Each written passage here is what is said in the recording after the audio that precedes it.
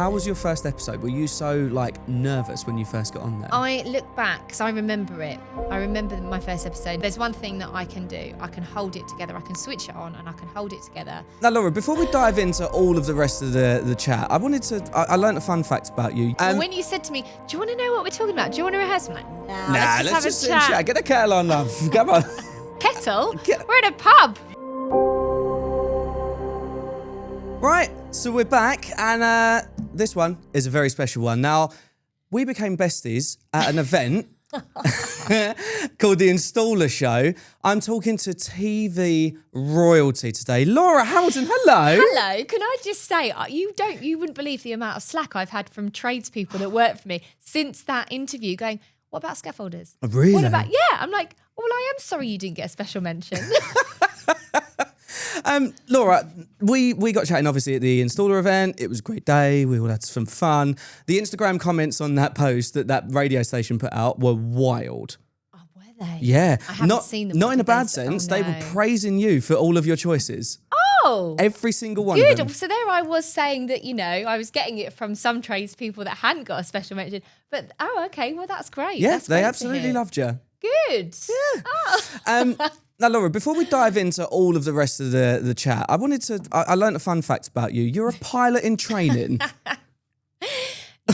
Yes, but I actually haven't had any lessons in a few months. Right. Look, the reason that idea all came about flying is because I grew up with a dad who flies. Okay, yeah. And he has flown since 1978. I was born in 82, so a good few years, before me, he was obviously flying. And as a kid, I used to go in the plane with my dad, and sometimes my dad would say to me, Laura, do you want to have a little control, have a little go? And there was once I got in the plane with my dad, my mum was in the back, and I didn't realise that, you have to be quite gentle with the controls. Yeah. I was like, yeah, this is fun. So the plane starts going like this, my mum's in the back.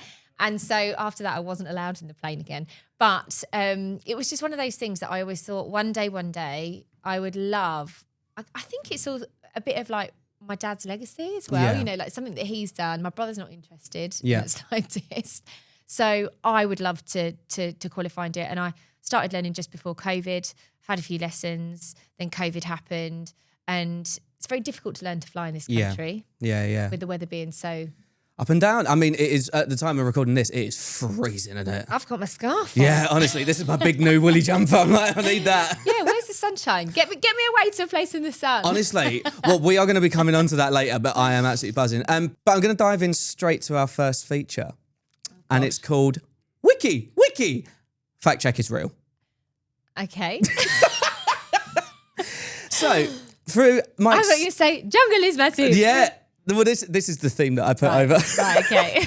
I used to listen to that on the way to school, by the way. My little Fiat Cinquecento. Stop. That was it. That's what I had on the radio. Yeah. My little shoebox on wheels. I loved it. I love my friend had the proper in-betweeners-y kind of one, the yellow with the red doors. No, mine was lime green. Oh. Yeah. Metallic as well. Metallic lime green. Yeah, and almost the interior was like tartan-esque. Right, gotcha. Wasn't cool, but I thought it was cool. And I used to listen to that on the way to school in the mornings, Kiss FM. It's like, yeah. Oh, I love Kiss. Right, sorry. Right, so basically we're going to be fact-checking a few things on Wikipedia that was said about you. So you grew up in Dartford in Kent, and after getting your A-levels, you turned down an offer to study law and psychology at university for a 1-year contract at Channel 4 as a runner with Dermot O'Leary. I did indeed. It actually wasn't for Dermot O'Leary. It was at a post-production company called 124 Facilities. Right. So I didn't turn down a degree. I deferred for a year. Gotcha. So I very much had the intention of doing my year at Channel 4 and then going to uni afterwards. And in my mind, I always had this love of wanting to, I was always performing as a kid. I wanted to work on stage. I knew that was never going to happen. So I was like, right, well, the next best thing is I can work behind the scenes in TV. So I'll apply for jobs in TV. Wasn't sure it was going to happen. I got this job at Channel 4. And in my mind, I thought, well, if I can't get into production, I'll go and work in the legal side of TV. And that was why I was applying for a degree in law and psychology. I was going to say, because that's a huge difference. I was thinking obviously because when I was growing up, my mum and dad wanted me straight office 9 to 5, that kind of thing. But to do something creative and give up sort of the opportunities to do law and psychology, to go into something that in an industry can be very, we're not sure what's going to happen at times. Yeah, well, I guess I wanted to use, my plan was if I do this degree, I would be using it to try and get into the legal side of TV. Yeah. So I wasn't going to kind of, go and work in a different part of law. That was my thinking behind it. But the opportunity as a runner came up, and the letter I got from Channel 4 said, congratulations, your life would never be the same again. And it wasn't, because I was having the best time of my life at Channel 4. I nearly burnt the building down one Sunday when I put a sausage roll in a commercial microwave for 3 minutes as opposed to 30 seconds. I wasn't Andy Peters' best friend after that. But I had a great time. It was loads of, starting as a runner from, the most junior role, learning about what everybody does. And then I didn't go to uni, but I actually deferred the degree again. And I think after the second year of working in telly, I was like, that's it now. I'm not going to go and do a degree at this point in my life. Yeah. But I could do it at any other point in my life if I wanted to. And I think that's something that I really sort of take forward with my children. And actually younger people of today, that, there shouldn't be this pressure on them that they do their A-levels and it's like, right, you've got to go to uni next because you've got to do that now. And it's like, well, actually you don't. There's so many other options. So yeah. Anyway, amazing. I'm waffling on. Well, no, you worked your way up though, because it says that you were working behind the camera for 4 years before you went there. Now I'm going to list out some of these shows because these are going to be a lovely little throwback for me as well. You worked on films and shows such as Top of the Pops, the Jubilee celebrations, T4 in the Park, T4 Party in the Park, Robbie Williams at Nebworth, the Big Brother, The Bill, and films including Harry Potter and Stardust. Yeah. Stardust, no. Oh, that's our first check. Stardust, no. Didn't work on Stardust, but definitely worked on Harry Potter Goblet of Fire. So tell me about that. So I was just helping direct background, and really that kind of on the second unit. So films are massive, not for me. Definitely not for me, too slow.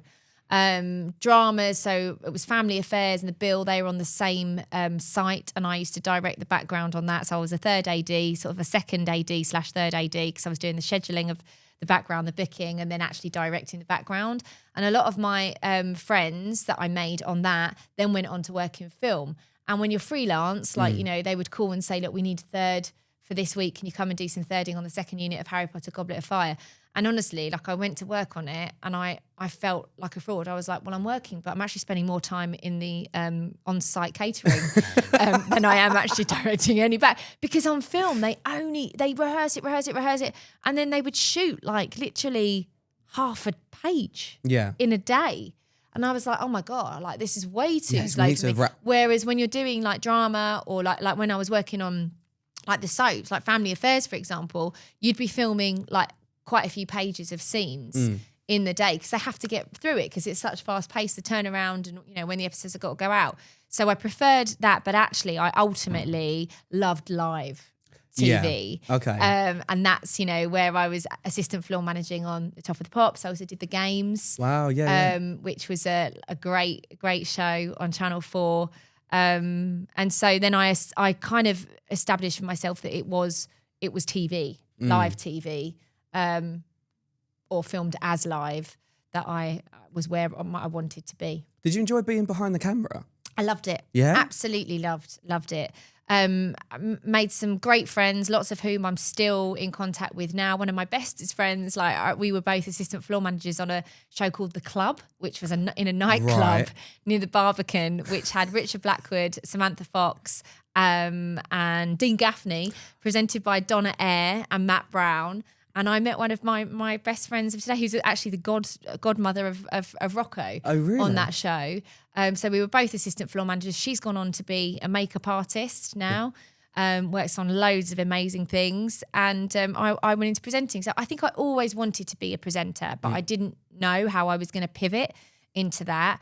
And the 4 years that I did behind the scenes in TV, I would say incredibly valuable in terms of my career and the experience and that appreciation of what everybody else does, and knowing that you are part of a cog in a wheel that makes that wheel spin. No matter what you do, no one is more important than anyone else. That wheel won't spin unless everyone, adds to it. Yeah. And so I absolutely, I loved it. And I do think that I've got like an appreciation now, having seen all these different roles and been behind the scenes, and it hopefully makes me a little bit better at my job. Well, speaking of pivoting from behind the camera to in front of it, your first break was as Melody on Fun Song Factory on CITV with Aston Marigold. Yeah, lovely Aston. Lovely Aston. Are you still in contact? I actually haven't spoken to Aston in ages, but obviously like now with the world of social media, it's so easy to keep up to date with what people are doing.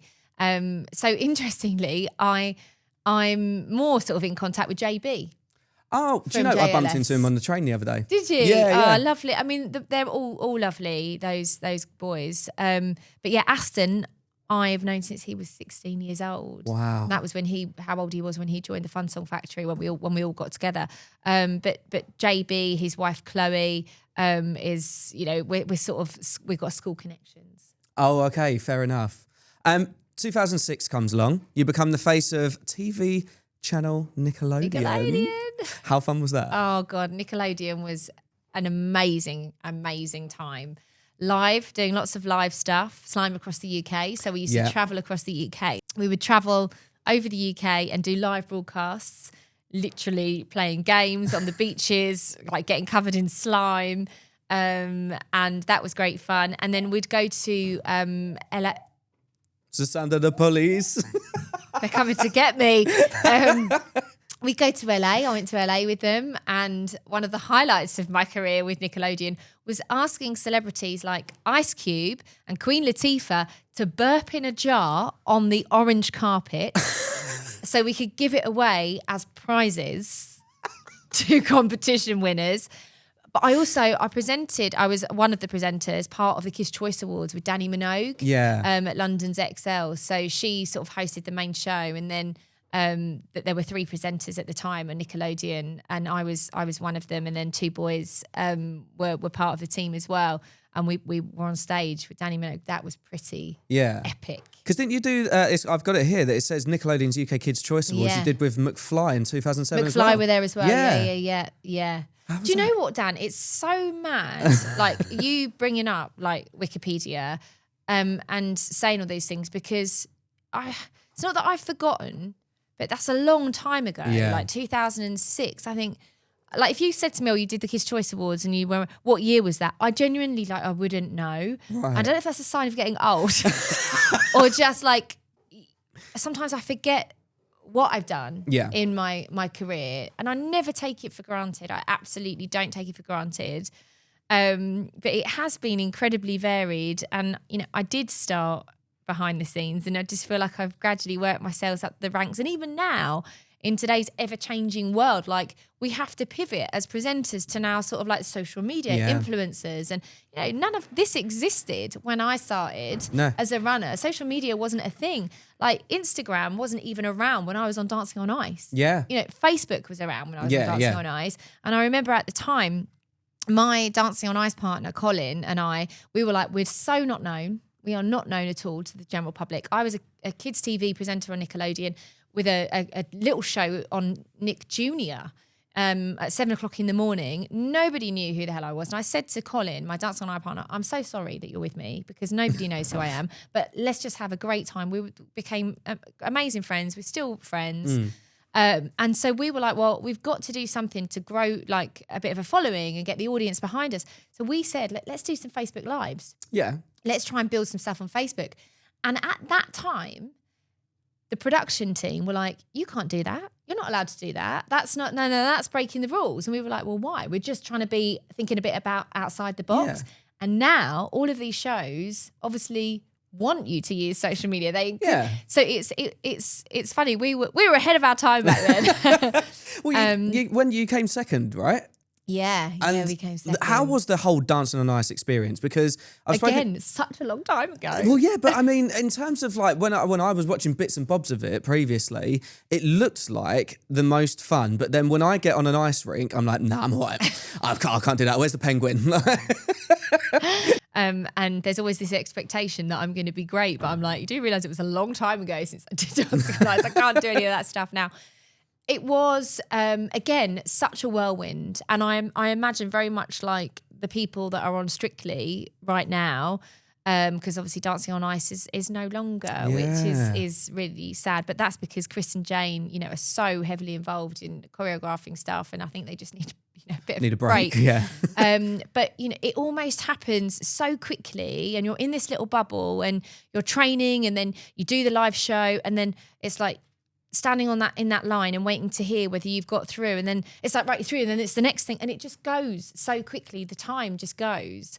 But it was the most incredible experience. And it was, as I say, a bubble. I kept my head down. I was focused.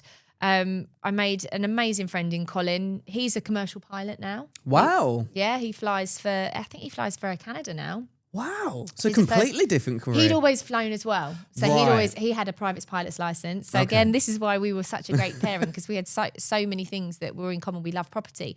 We loved, adrenaline adventure stuff and flying. And so, yeah, Colin's a commercial pilot. Amazing. Well, speaking of talent shows, I heard a rumour that in 2011 you were supposed to be presenting or in discussion with The Extra Factor. I wasn't supposed to be presenting, but I did meet Simon Cowell. Really? Yeah, and I went to his offices and sat down and had a discussion with him about. Like? He was very charming. Yeah. I feel like, and this is it's a long time ago, I feel like he was just smoking peppermint cigarettes. I hope I didn't make that up. Can you imagine? Now it's peppermint tea, Yeah. but back then. But Yeah. And no, he was very direct. He was like, so, you want to do this? Why should we consider you?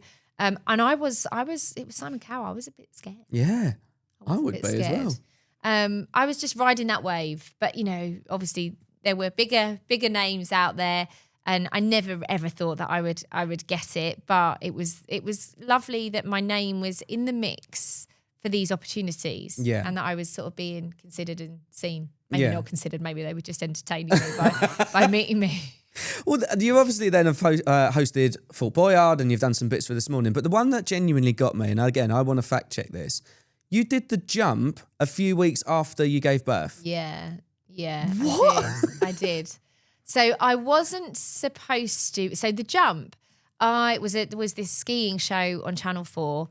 And at the time when that show was commissioned by a production company, it was commissioned by Channel 4 and being made by a production company called 2-4, I had a meeting with them about being the slopeside presenter. Because at that point, Davina wasn't signed off to present it. And they were looking for somebody that was into skiing, because I'd been a skier since I was like a kid, 8, 9, I'd go skiing. So they were looking for somebody that would be like a reporter, find out how the celebrities got on, and would I be up for doing that? And I was like, oh my word, this sounds so up my street. And then they decided, obviously, Davina was going to be the main show host, and they wanted a male to be the trackside host. So they ended up casting Alex, who is a lovely guy. So he got that role. And I was like, do you know what? I'm actually pregnant anyway. So it's fine. And so then they said to me, would you consider being in it? And I was like, well, I'd love to, but I can't. I'm having a baby literally at the end of the year, and the show was due to be on air, I think, in January. Right, yeah. And so, but I was like, look, series 2, absolutely consider me. So I go on to have Rocco, and I filmed anyway all throughout my pregnancy, up until about 30, until the latest I could travel, like 30 weeks, 32 weeks with Rocco filming A Place in the Sun. And then I had Rocco on the 13th of November by cesarean section, because I was in labour for 5 hours, and after 5 hours they told me he was breech, and I was never going to have him naturally. And I was like, so I've wasted 5 hours in a birthing pool. Thanks. So I have a cesarean section, and I'm at home. Obviously, when you're freelance, self-employed, you don't get maternity pay. Yep. But I knew I was incredibly grateful that A Place in the Sun had said to me, listen, once you've had your baby, come back to work. Whenever you want to come back, like, bring your baby. And I was like, oh my God, this is amazing. So they were going to pay for me to come back and someone to travel with me and look after my son. when I was working, and I was like, well, I'll come back 3 months time. And so that was sort of in the diary. So I'm off for 2 weeks after having this C-section, and I get a phone call from 2-4 saying, how would you fancy coming to be on the jump, but a reserve? And I was like, yes, count me in. But you do know I've had a cesarean section. And they were like, it's okay. As long as you pass the medical and you won't be doing anything like, crazy. The show would be in January. So you'd have like 8-9 weeks until you're actually live on air.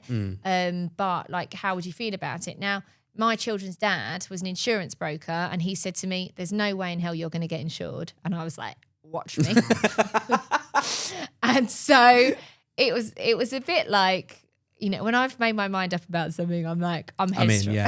Yeah. Come on. But it wasn't irresponsible. I did travel with Rocco at 3 weeks old. I think the hospital staff thought I was slightly crazy, actually, that I was in a hospital bed after I'd had a cesarean section, getting an appointment with a passport office to get a passport. This was way before I even knew that I was going to Austria to do the jump. Wow. Because I did that because I knew I was going back to a place in the sun 3 months' time. So I was like, I need to get my baby a passport ASAP. Yeah. They said, we've never known anybody to have a baby, literally, and then you're on the phone to the passport office trying to get your baby a passport. I was like, well, this is what I've got to do because I've got to be ready in 3 months. But because I'd done that, it meant that Rocco had a passport and I could take him to Austria. Perfect. So we went out 3 weeks. I was a reserve. And I was like, this is great. I'm going to basically get to go to Austria. I'm not part of the show, but I am part of the show. I can ski gently. I'll recover. And the care that they really did, they were amazing. And then I ended up in the show because Tara Palmer-Tompkinson wasn't feeling like great. Right. And they said, look, you need to step in to take over from her. So I actually ended up as a contestant in it, and I took part. Amazing. So at 9 weeks postpartum, I was doing the skeleton. My mum was there with me. I was up breastfeeding Rocco in the middle of the night, and then during the day, on the jump, not on the jump. No, not on the jump. But there's photos that I've got with like Davina holding Rocco. I mean, Rocco's 12 now. Is he? He was 12. Yeah, literally last week. Wow. So mad. Yeah, incredible times. I think do you know what? Part of the other reason why I wanted to do it is that I was always somebody that thought, I love my career. I want a family at some point in my life, but I need my children to fit in with what I do. Yeah. And actually, I don't want to give up my career. I have absolutely every respect for anyone who has a baby and then stays at home and is a full-time mum, but I knew that I couldn't do that. One, I was fearful of not going back to a place in the sun because I knew that someone else would step in and take my job. Yeah. But they were brilliant, by the way. They never ever said you can't come back. They were like, the job's yours, bring your baby. And so I think I was like, actually, I can be a mum and my children can fit into my career with me and come along for the adventure and the ride. But I know that was massively down to having an employer that was open to that. Amazing. Well, that's the end of the fact check, but I want to swiftly... Did that go on longer than you... No, because it ties in really nicely with A Place in the Sun. Yeah. Celebrating 25 years, and you joined in 2012, February? So I've been there nearly coming up 14 years. Really? Yeah. How was your first episode? Were you so nervous when you first got on there? I look back, because I remember it. I remember my first episode, and I look back at what I was wearing, and I feel like I was trying to be far more... dressed grown up than I actually was. I mean, it's iconic, isn't it? A Place in the Sun is iconic. And I am so incredibly grateful that I am part of that show. It brought together everything that I absolutely love: property, travel, people. Yeah. And so it absolutely, for me, was the perfect fit, the perfect role. I'd met them a year before I took part in Dancing on Ice. Oh, okay. And at that time they weren't filming, and they said, look, we know you love property, because I'd been buying and selling houses since I was 19. So we know that, you have that, not abroad, but in the UK. We know you've got that sort of specialist background area. And obviously we're not filming at the moment, but when we do film, we'd love you to join. And then I went on to do Dancing on Ice. So my profile, people then knew a little bit more who I was. And I don't think when I joined, people didn't know that I had the background in property that I did. And so like even now, I don't know that people know that I do as much in property as I do. But I think they're gradually getting to know it, yeah. And so it's been incredible. Like, you know, both of my children have travelled since they were 3 weeks old. Yeah. One with the jump, and then obviously with Talia, I went back 3 weeks after to Mallorca. That was my first trip with her. Yeah. And they were both with me then, and they travelled full time until they were started school. And then up until last year, they would still travel with me through summer holidays and when we were filming. But we don't tend not to film in the holidays anymore. So I said to them last year, that's it, your place in the sun, trips of a road. But they love property. Well, I was going to ask you, so my mum and dad are huge fans. Shout out to Sue and Gary. Hi, Sue and Gary. Hi, Sue and Gary. Do you remember we actually did a video for them? We did. So mum and dad had a question, and they actually said, do you do a lot of shooting in the winter or off season? Because usually when you do it, it looks a bit chillier or quieter tourist-wise. So we do usually film throughout the entire year. And so, yes, there are times when we've been filming in Spain in like February, March, and it has been chilly. There've also been times where we filmed in April, May, and it's rained. Wow. You know, so we film whatever the weather, and you've got to love a property, whatever the weather, right? So, and in terms of, it's interesting, an interesting question about the pools are quiet, because everyone always says, there's no one around the pools. During the time of day that we tend to get to the pools, it'll either be first thing in the morning or in the afternoon when people are having a siesta and they want to be out of peak sunshine. Yeah. So that's why they're often quieter, but actually they're not as quiet as you think, because we've asked people, would they mind perhaps moving to areas where we're not filming, so still around the pool, so they'll still watch. But, you know, for continuity purposes and, you know, if there are kids around, you can't have kids jumping in and out of the pool in the background. So that's why people sometimes think, well, why are the pools so quiet? Yeah. And have you got a standout episode that you've had for good or bad reasons?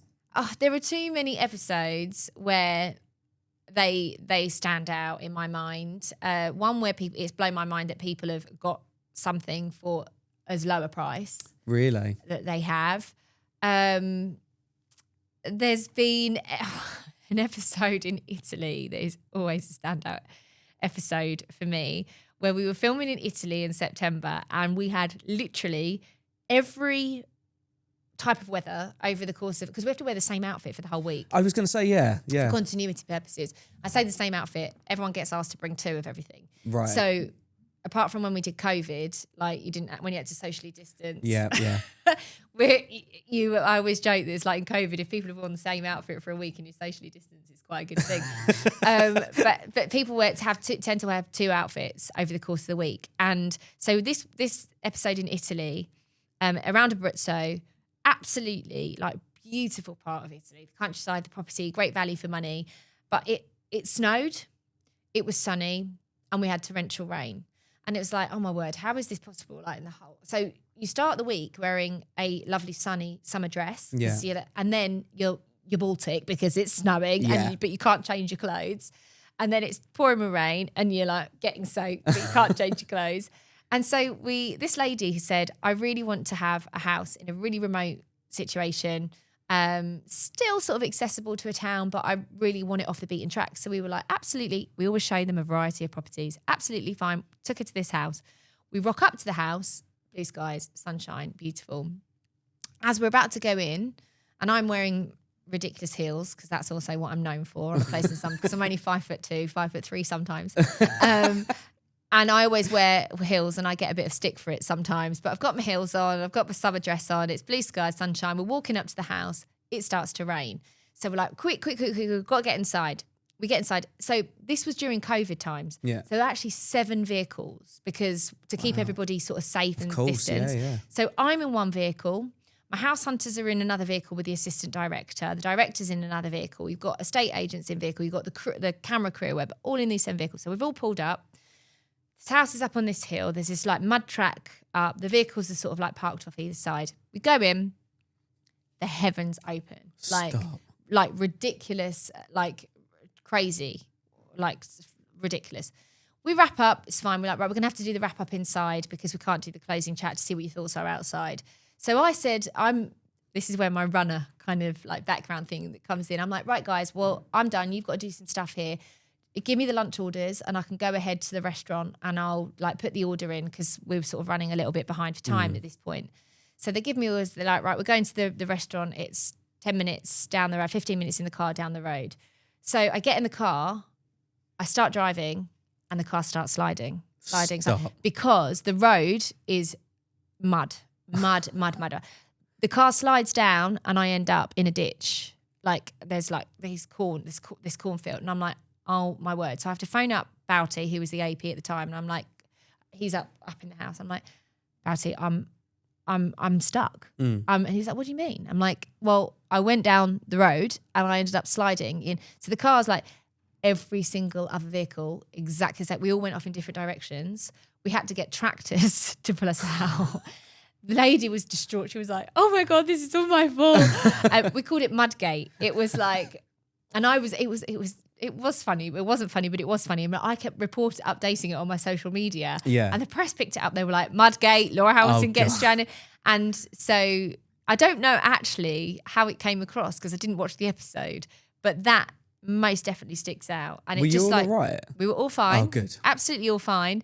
We all got the vehicles out. We were all pulled out by tractors. It messed up the day's filming because we had to film 2 houses that day and we didn't end up.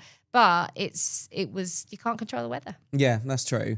Have you ever had anyone that is like, you've had kind of an awkward moment on the show? And what I mean by that is like when I've watched the show, I've seen some people walk around and they're like, you've got usually stereotypically the grumpy guy who walks around, oh no, I don't want that. Oh, it's not big enough. And it's just like they're coming with like champagne expectations, but a Chardonnay budget. I think there's always unrealistic expectations about what you can actually get for your money because property prices abroad have gone up. Right, yeah. And lots of the shows that are going out currently because the new series is on, some of them were actually filmed 2 years ago, which that we're catching up. So they are going to be out and gone because I think it's so important that when the episodes go out, they are current in today's market because that even has a negative effect on the expectation. People come out and they think the prices are going to be what they were 2 years ago. Right, gotcha. And so that does sometimes happen and people are convinced, no, we know because we've seen it online. And I'm like, no, property prices are abroad, particularly I think since COVID and people have the ability to, work remotely, there's a bit more flexibility. And also, we just want to get out of the UK weather. Yeah, pretty much, yeah. Especially right now. It's minging. Speaking of destinations, have you got a favourite place that you've filmed in? I love filming in Mallorca. It's a beautiful part of the world. I love filming in parts of Italy. I've never filmed the show in Montenegro or Croatia, but I would love to. Montenegro is beautiful and so much cheaper than Croatia. Yeah. But I've been there on holiday, but never filmed there. Where else have I filmed recently that I've loved? I mean, there's always parts of France that are beautiful. It's really difficult to pick a favorite place. There are parts of Spain that like around Granada, the Alhambra, Sierra Nevada. I'm a big fan of that part of Spain, and the scenery is just spectacular.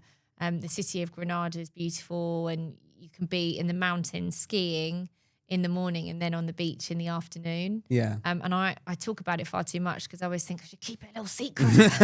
I don't want loads of people going there.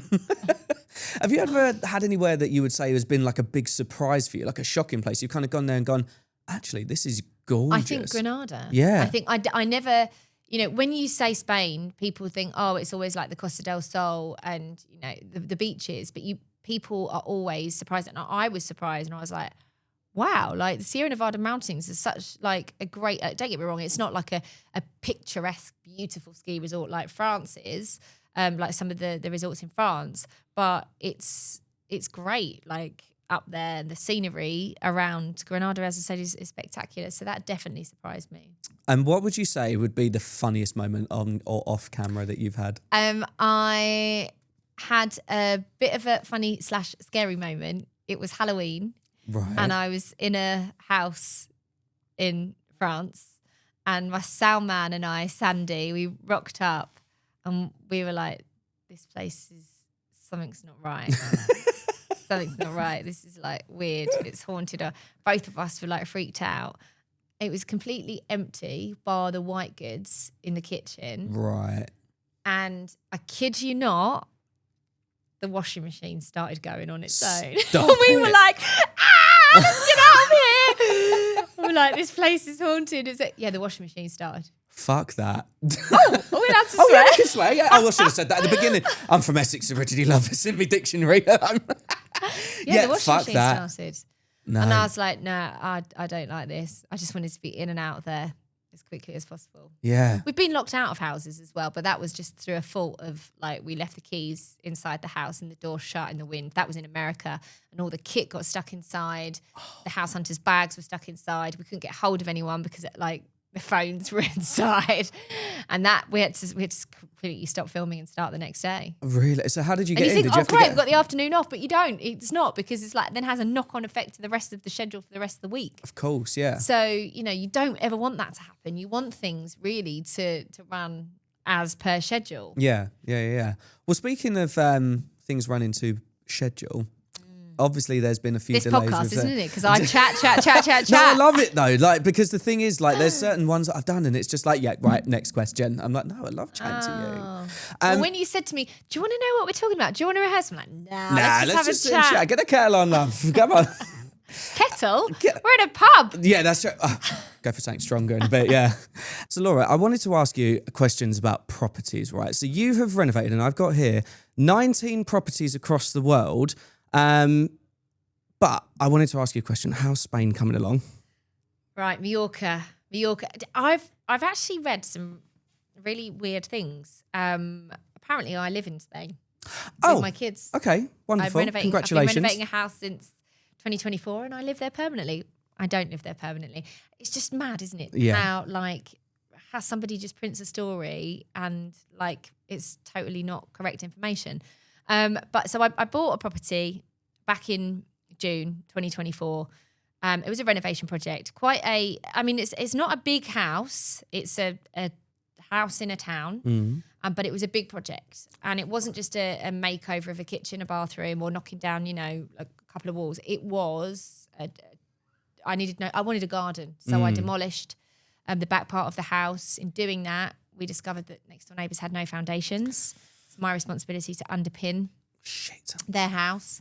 The back part of their house, and there is so much red tape. If you're going to do a renovation abroad properly and legally, there is so much red tape, and you need permits and licenses. And certain town halls, I've discovered in Mallorca, like to drag their heels.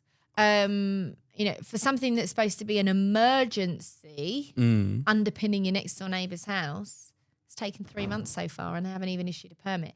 I don't know. It's just it makes me actually really sad, and the architect is even quite frustrated himself, and he said this is why people don't want to take on projects overseas on this scale. As I said, it's not even a big house. It's just the project is quite just I suppose big, and he's like why they should be issuing the permits quickly so people can do the work, but they're not. So I don't want to say that I'm not defeated by it, but because I love when I take on a challenge, I love to, see it out and get things finished. But I don't know, genuinely, I don't know what I'm going to do with Mallorca right now. I don't know how I feel about it. Everything's crossed for you. Yeah. I mean, look, I'm a big believer in what will be, and things happen for a reason. And it's just been a bit of an experience so far. Well, where did this experience start? Where did you get your love for property renovation from? By accident. At 15, I remember my dad had tickets to go to this corporate event in Brands Hatch, racing superbikes, and my brother and I were like, well, we'll come along. And I was 15, and I sat around this table with this woman, and she said, oh, what do you want to do when you're older? And I'm like, oh, I don't know, I'm 15, but I'd like to work in TV really, but I have this idea that I want to get on the property ladder as soon as I can. And she was like, right. Like, well, how are you going to do that? And I was like, well, I've got a part-time job. I'm working in a bakery, and I'm going to go and work in a shoe shop, and when I'm 16, I'll keep saving. And my grand's left me £1,000, and so I think I'm just going to try and keep saving and try and get somewhere as soon as I can. She was like, wow, you've got an old head on young shoulders. Never have I had a conversation with a 15-year-old that says she wants to buy a flat. And that's the mad thing. That's what sticks out in my mind at that superbike event, not the superbikes, me just having this conversation with this woman. Yeah. And so at 19, I'd done a year at Channel 4. My mum and dad weren't into property. Like they literally, in my childhood, my mum and dad had owned a house on Shooters Hill. Then they moved to Welling in Kent, and we had a house there, and that's where I was born and grew up. Yeah. And then from there, they moved down to Mepham in Kent. Oh, okay, yeah. So they were my mum and dad's house moves, So, and I moved to Mepham in Kent when I was 16. Right. So, 2 house moves really in my childhood, I guess is quite normal. Yeah. And so it wasn't like I came from this background, this family of like a dad that was a builder or parents that were like buying and doing up, or anyone, in fact. No one in my family had done that. So at 18, I was at Channel 4. I left Channel 4 after a year to work at a shopping channel as a floor manager, right, in between doing all the freelancey stuff. And being at that shopping channel allowed me to get I was on permanent salary, permanent in TV, and I could get a mortgage. Yeah. I had 3 months worth of pay slips. I got a mortgage, and there was a little flat that came up for sale on my mum and dad's road, and it was a 1-bedroom flat. And I said to my mum, should we go and look at it? And she went, well, I'll come with you. So I went to look at it, and it was literally like a little granny flat with like the tabby cat carpet, just an avocado bathroom suite, just a 70s style, basically. Delicious, 1-bedroom ground floor apartment with its own garden, parking space, walking distance to the station. And I went along, and my mum actually said to me, Laura, this is great. Like, this is really great, like, opportunity. And so I put an offer in on it, and it got accepted. And I thought, I'm going to try and do it up. And I did it up as cheaply and as best as I could. Just changed the carpet to cream carpet, painted it magnolia, because that's what everybody did. Yeah. And 3 months later, I lost my job on the channel. Oh, It really? went bust. And I was like, oh God, right. All my mates were at uni or, gone on to just further studies. I'd taken out this mortgage, and they were all kind of like, not laughing, but like, what are you doing? Like, why would you buy a property? It's just, and then I'd obviously had no job, but I knew that with the contacts I had from Channel 4 and the freelancing that I'd done, I could go freelance and work on different things. But I guess there was an element of, well, I've now not got the security, so I know what I'll do. I'll move back home and I'll rent my property out. And the rent that I was getting was obviously more than my mortgage was costing me. Right. And that is how I fell into property, because I then thought, I could be freelancing. I could save another deposit. I've got this little flat that's let out.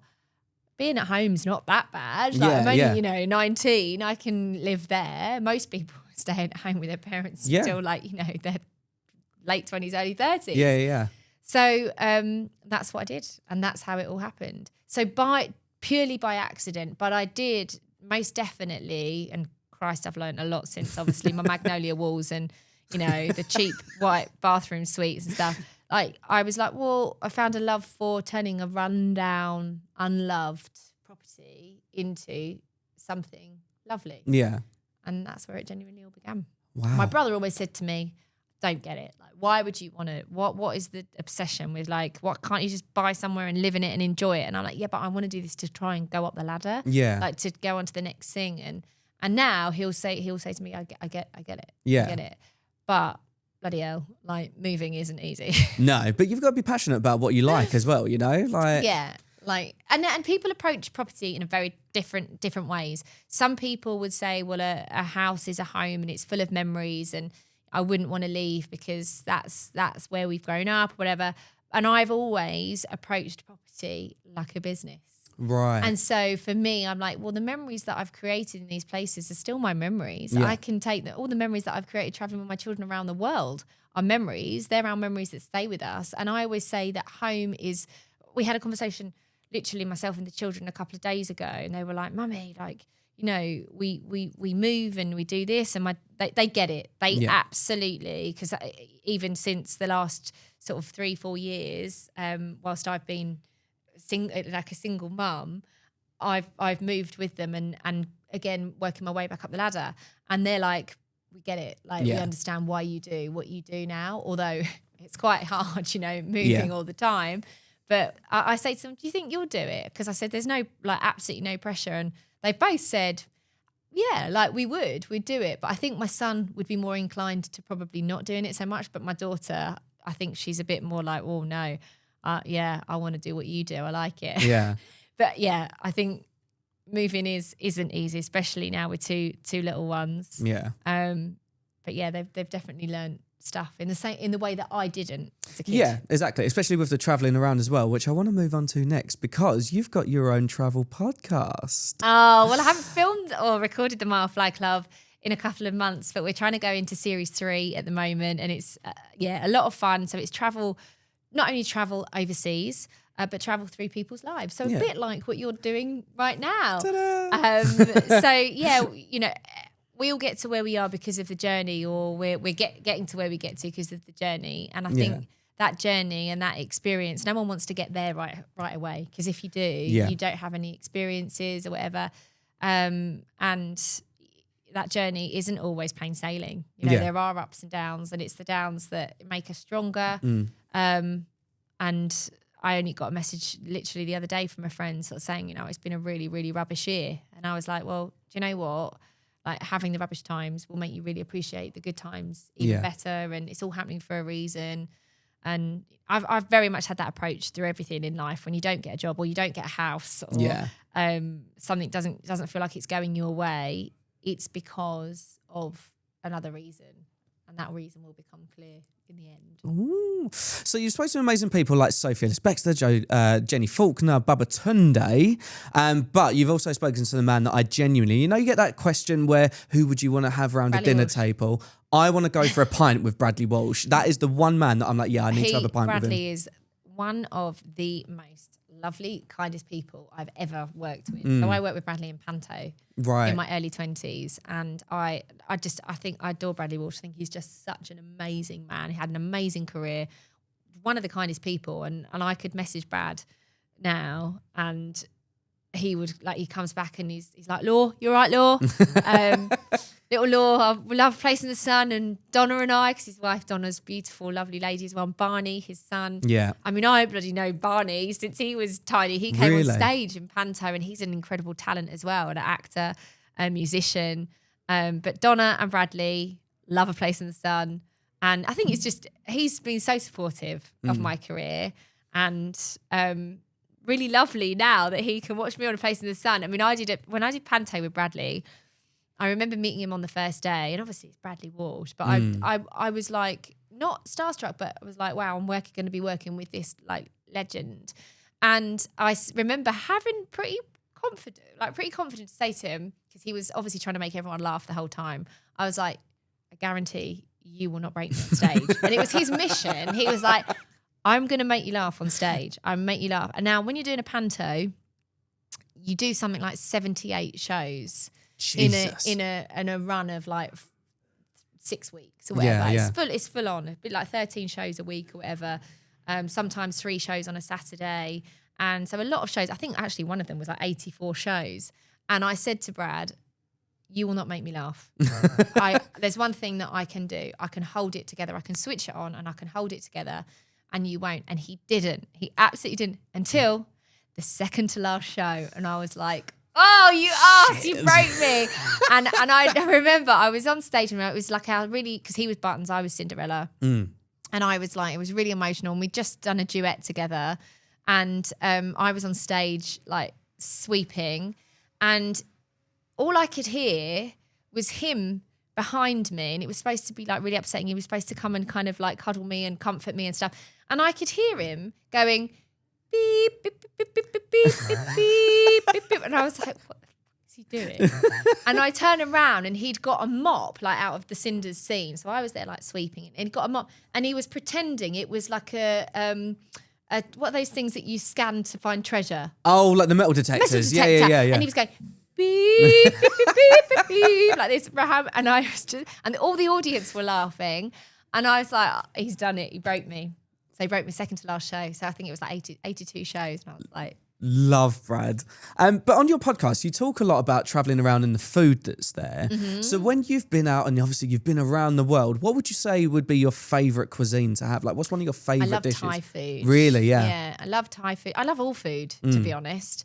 But yeah, love Thai food. I do love like a really nice Greek salad. Like when you're in Greece, I know you were in Greece on your honeymoon. Yeah, we're both in Santorini at the same time. We yeah. were. So I love Greek food. I love all foods, as I say. One negative about me doing the show that I've done would probably be that I've become a little bit lazy with cooking. Oh. Because sometimes I feel like, I go out abroad. I'm abroad and I get inspired by the dishes that I'm trying. And I'm like, I must try that at home. I must try that at home. But then I almost forget what I've had when I come back home. And then you sort of end up becoming a bit lazy, where you're like, I'm away sort of every other week. And I feel like I've lost my mojo a little bit. Yeah, in terms yeah. of like being ideas of what I want to come up with. And when I'm here and obviously it's full on with the kids and they're so busy after school with all their activities, I end up having to just like put something together that's not quick, because I am very conscious that it has to be healthy and nutritious. And my son, I mean, he literally said to me yesterday morning, I'm making myself breakfast this morning, Mum. Have we got eggs? Have we got avocado? Have we got bagels? He made himself like a bagel with avocado. He was cracking the eggs. He did get a bit of shell in it. I was like, bless him. how do I do this, Mum? I was like, right, we'll use the egg to scoop out the shell. Yeah. But yeah, he made himself. He's really, because he's so sporty. Both of them are really sporty. They're quite conscious of like eating well and protein. He was like, can we get some like meat that I can cook for breakfast? I'm like, what you do, start going into the gym of a morning. I'm like, if you want to cook for yourself in the mornings, you want to do this, that's fine. I've got the school bags to prep. So maybe Rocco will start cooking for me at home soon. That'd be the dream, wouldn't it? That's what they're for, right? Laura, now I have to ask you this question. At the end of your podcast, you ask people if they are members of the Mile High Club. Mile High Club. Mile High Club. Now, Laura, I have to ask you. Am I? Are you a member of the Mile High Club? Not a fully fledged. Not a fully fledged? No. Make of that what you will. Oh, mysterious. Not a fully fledged one. But there's time. Mind you, I tell you what, I went on a flight not that long ago and I saw that Singapore Airlines have actually got full-on like apartments now in the plane. I'm pretty sure it's Singapore Airlines.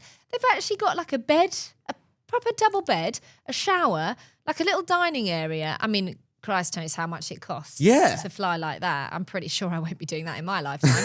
But, I mean, that would be quite easy to join the Mile High Club, wouldn't it? Wouldn't it? So this is the alliteration round. So this is something that I've called Hamilton's Hacks. Right. So I wanted to ask you, what advice would you give to someone who's looking to start a home renovation project?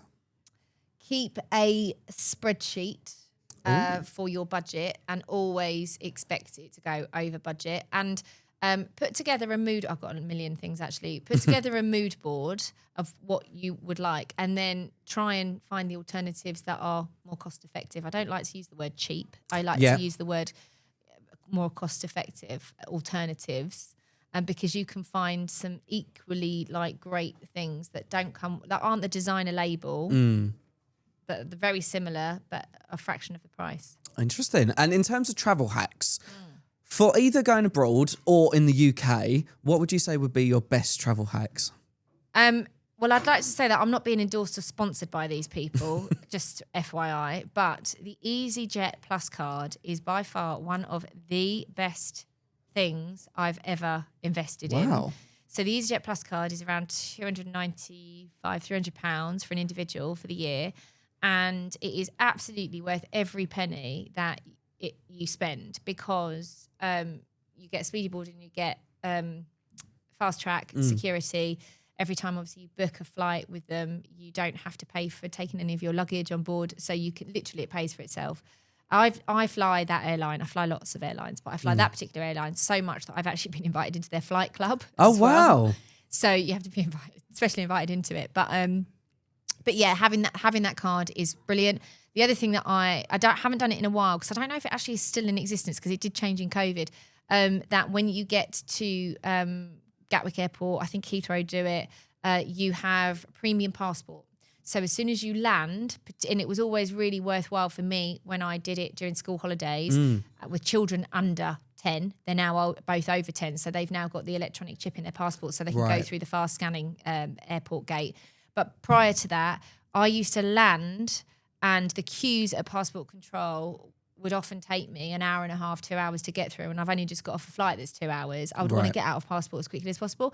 So it used to be something called premium passport control where you'd pay like £5 or £9, £9.99 per passport holder. And it was a premium queue that you'd get to the arrivals, get in this left queue, you were out like super quick. Wow. I used to do that all the time as well. But I don't know if they still have it. We'll have to do some research. We'll find out. Laura, I want to jump into the quick fire round. So, nothing's quick fire with me. Surely you must have established that by now. So it's a this or that kind of thing. So beach holiday or city break? Too hard, but city break. Early riser or party animal? Early riser. Snow or sun? Snow. Airport breakfast or eat beforehand? Oh, airport breakfast. Hand luggage or checked luggage? Absolutely hand luggage all day long. Headphones or chat to the person next to you? Oh, mix of both. Probably headphones though. Planned or spontaneous trips? Spontaneous. And Europe or further afield? Probably Europe, because I think we're so lucky with everything that we have on our doorstep. There's so many amazing places. But I do love a trip further afield as well. Yeah, fair. Now, Laura, the podcast is called Wrapping My Head Around It. So I wanted to ask you, what's one thing that you've never actually wrapped your head around or something that you've wrapped your head around recently? Something that I'm not wrapping my head around right now is AI. No, same. And what people are doing and how, I mean, like, it's not okay. I did a post about it on my social media. I did see, and actually it sparked quite a lot of interest. I mean, just this morning, so I've got somebody that is currently scanning what's going on a particular site, and it's disgusting. It is so outrageous. How is it okay for your image to be stolen?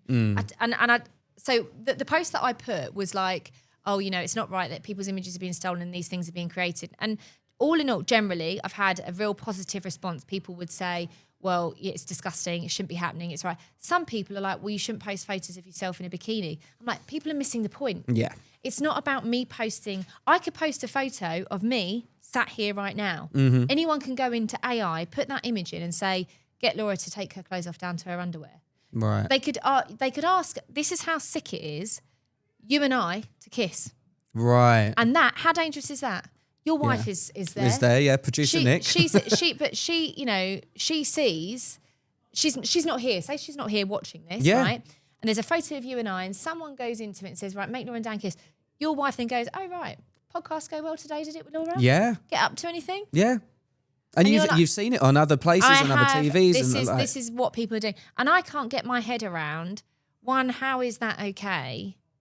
Like, that is not okay. That is not okay. And something needs to be done about it. Yeah, there needs to be harder, stronger regulations. Like my children, are part... I get there's benefits to AI, but there's also a hell of a lot of negativity. And, like, you know, social media is one thing and people being able to comment and troll others, but it's getting out of hand. Rather than having content created for you, make the content yourself for whatever it is, but not use the images of someone that is going to be damaging. In it. I understand that there are, and people can do research and can find things. And again, I went to a presentation at my children's school only last week where they were talking about the benefits and the negativities of AI. It's just scary. Like, these little people are having to deal with stuff that we never had to deal with. Social media is like one thing, and the bullying that gets associated around that, and phones, and, you know, WhatsApp groups and all the rest of it. And now, like, this stuff's being created, and they get to, that, you know, they can see that. Or if they don't see it, one of their mates will see it and show them, and it's like, yeah. My biggest worry in primary school was remembering the words to the hymns. Couldn't even remember now.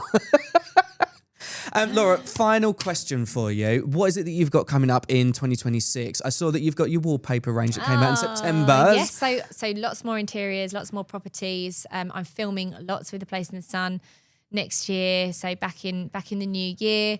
Hopefully series 3 of the Mile Fly Club. Can't wait. And just most importantly, I think being a mum, like, to my children, because even though we think, oh, they need us like so much when they're like babies, it's a different kind of need now. You know, definitely mum's taxi. But no, like being there for them, and I treasure and value every minute that I get to spend with my children now, because I only get to see them half the year, because I spend the other half, we do week on, week off. I do a week on, week off with their dad. And so every week that they're with me, every minute that they're with me, like I just want to make the most of it and do fun things with them. Exciting. Right. Well, I can hear the punters coming in. Thank you so much for joining me. Thank you. Exciting. Should we go get something, something from the bar? Yeah, let's. Perfect. Right. Brilliant.